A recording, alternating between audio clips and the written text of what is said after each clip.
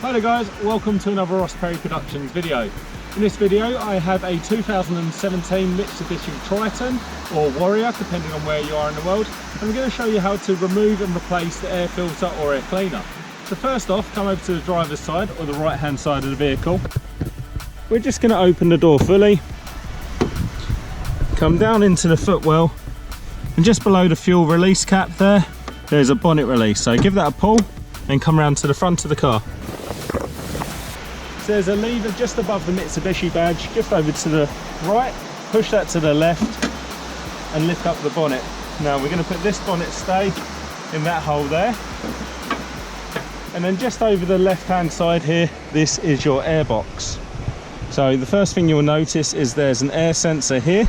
So what we're going to do is we're going to undo this sensor just by pushing that in, pull it out, and then remove from both of these clips here and here.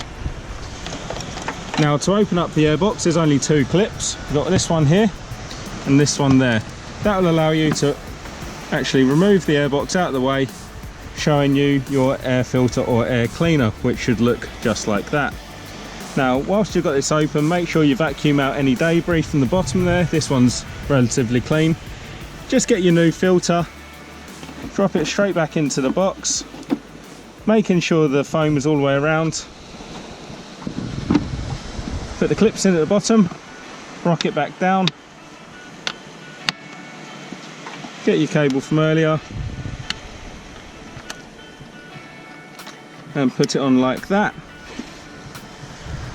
And there you go, that's my video on how to remove and replace the air filter on a 2017 Mitsubishi Triton. If you found this video helpful, please give me the thumbs up and subscribe to my channel.